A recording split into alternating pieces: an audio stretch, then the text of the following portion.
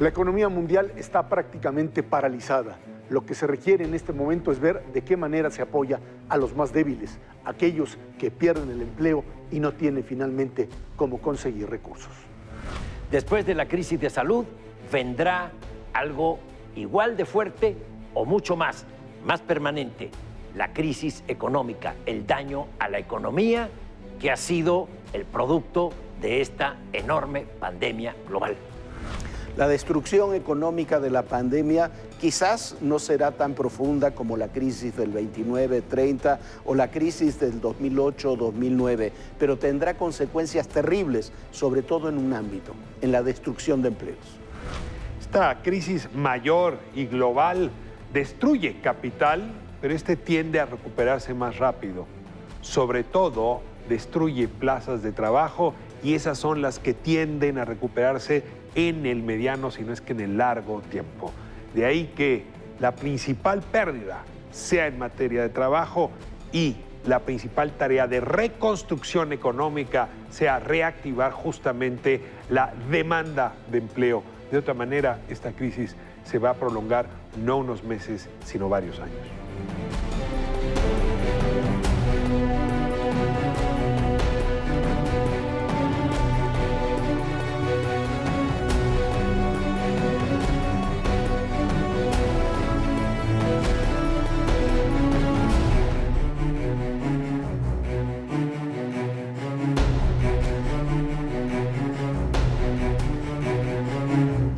Una de las consecuencias más devastadoras de este coronavirus es fundamentalmente la economía mundial, la economía de las personas.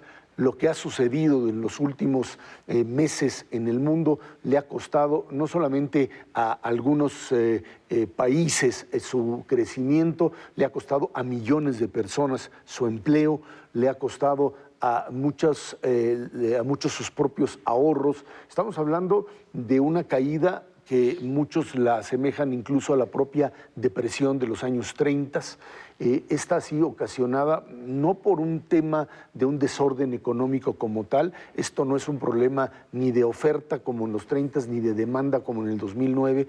Es un problema simplemente de la parálisis del mundo, de parar al mundo necesariamente porque pues, no hay otra manera de cortar de tajo la tendencia creciente de los propios pues efectos del coronavirus. Estamos ante una situación en donde una enorme cantidad de personas que dependen del empleo diario, del ingreso diario, se han quedado prácticamente sin nada.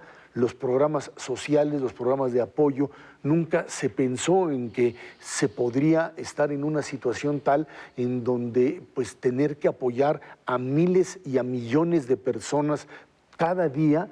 Esto implicaría un gasto para el cual no existe ni programa alguno ni estrategia y que hay que ir improvisando día a día. Es sin duda el mayor desafío de cómo hacerle para parar el sistema y al mismo tiempo evitar que la gente tenga que salir por tener que conseguir lo vital para sobrevivir.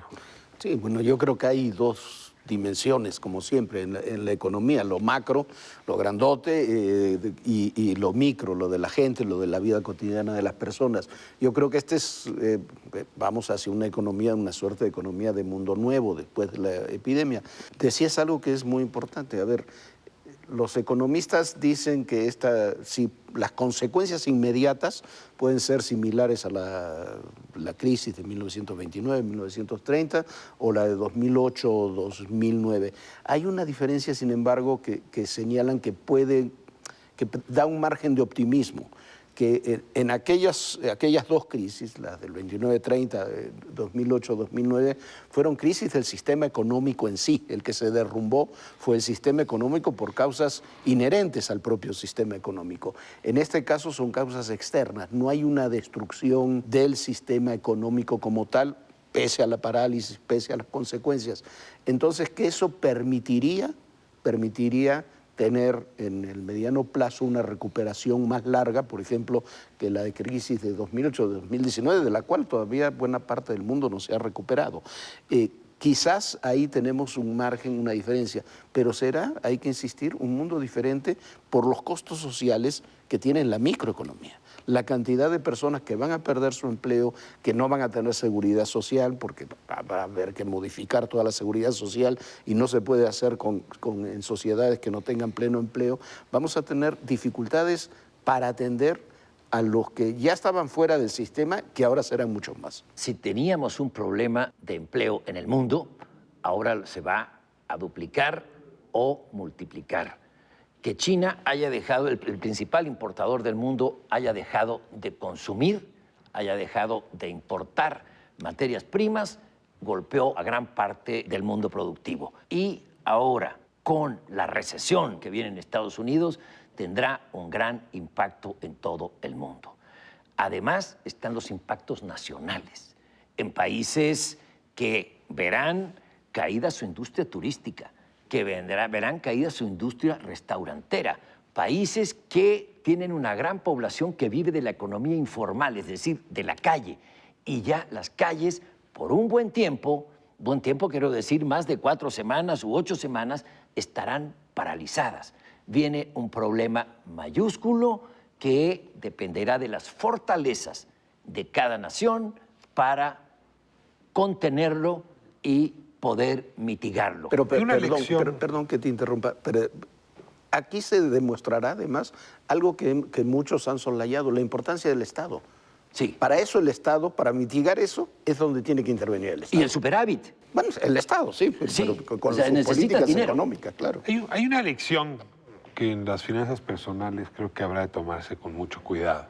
Creo que es un país con ingresos muy bajos en la mayoría de la población, por lo menos en la mitad de la población, pero aún con ingresos bajos, el ser humano ha aprendido que para enfrentar estas crisis requiere tener ahorros. Y a diferencia de otras naciones, el nivel de ahorro de las personas es muy bajo. Es decir, en los años finales del siglo XX teníamos uno de los indicadores de ahorro más bajos, lo corregimos porque inventamos el sistema de ahorro para el retiro, pero en realidad eso le ayudó al país entero macroeconómicamente a ahorrar. Pero en las familias, no es que haya tanda y algún otro ejercicio, no hay ahorro. Y claro, cuando te enfrentas a estas crisis que no son eternas, esto se va a acabar, y vamos a retomar, y el Estado va a tener que inyectar recursos, y las empresas van a jalar, a ver, esto sigue. El problema es cómo le haces, como el oso, para hibernar estas semanas. Y cuando no hay ahorro, el quebranto es mayúsculo. Es que sí creo que estamos teniendo una lección que tomaron muchas sociedades en las épocas de la guerra. Los japoneses se volvieron hiperahorradores después de la Segunda Guerra. En nuestro caso no habíamos tenido un episodio que nos llevara a reflexionar sobre cuánto guardamos para estas crisis. Y además aquí habría que añadir el hecho de que el endeudamiento, o sea, el pedir prestado, va a ser una actividad global. O sea, los Estados Unidos van a tener que inyectar trillones de dólares, de ellos, todo, y vamos a volver al esquema de 2008-2009 con una enorme cantidad de recursos que tendrán que llegar, que no sabemos siquiera si son reales. Estamos hablando simplemente de un circulante que entra porque se requiere. Y probablemente los chinos van a aprovechar esas circunstancias. Seguramente. Son dos potencias. Tu problema es, no importa el circulante que hay, la cantidad de dinero, que eso es importante, es si la producción como tal es suficiente para mantener a la población mundial durante todo este periodo, porque de lo que se trata no es de que haya más dinero como tal, sino de que la producción se sostenga, porque si tú tienes dinero y llegas al supermercado y ya no hay nada, entonces estás metido en un problema. Se trata de mantener vivo el aparato productivo y ya después, pues ya verás tus problemas de inflación, tus problemas de control, etcétera, pero aquí este es un problema serio. Y el otro, que creo que en México sí hay que atenderlo rápidamente, es el tema de la informalidad. La gente que tiene un empleo formal y que incluso lo pierde, pero eventualmente lo va a recuperar, porque esto tenderá finalmente a generar modelos de recontratación rápida. La gente de la informalidad es aquella a la que ni siquiera sabemos dónde están y es necesario encontrarla para poderle brindar el apoyo necesario. Esto en México y en cualquier otro lugar. Sí, y tenemos que ver, en nuestro caso, me parece que faltan todavía medidas muy concretas de apoyo a determinados sectores. Me parece muy bien que se apoye a las personas de la tercera edad, a los jóvenes, que se mantengan los programas sociales, que se mantengan las obras de infraestructura, pero bueno, se podrá terminar Santa Lucía, pero no va a aterrizar ninguna línea aérea si no hay apoyo a las líneas aéreas que están en crisis.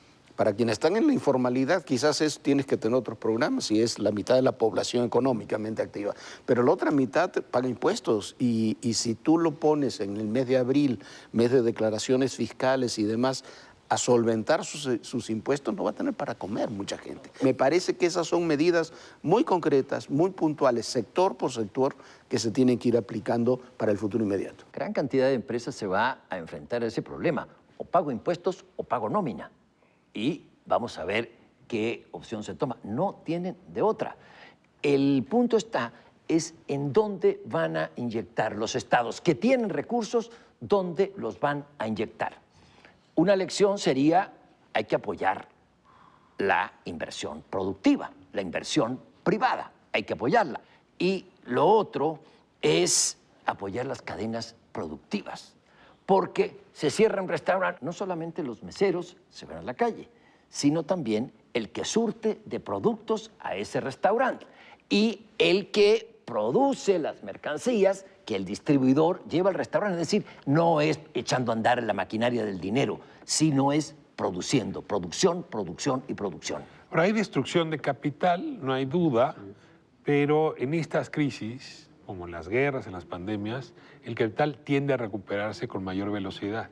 El problema es que hay destrucción de plazas de trabajo y esas son las que tardan muchísimo en recuperarse. Si la cantidad de personas que están siendo corridas, en ese momento hablo de trabajadoras del hogar, que es una cantidad extraordinaria, trabajadores en los servicios, que van a tardar mucho en volver a encontrar un empleo, es larga. Y en ese sentido es donde nuevamente sí tenemos que pensar en políticas mucho más ortodoxas de apoyo social, es decir, en el seguro de desempleo para un país que hace rato lo necesita con urgencia y desde luego no solamente con apoyos paliativos, que son los apoyos a adultos mayores. Y que finalmente tienen que ver con esta idea de que de lo que se trata es de una recuperación rápida que meta prácticamente a todos otra vez a una cadena de recontratación a una mayor velocidad. Si hay recuperación de capital, como tú dices, tiene que existir una recuperación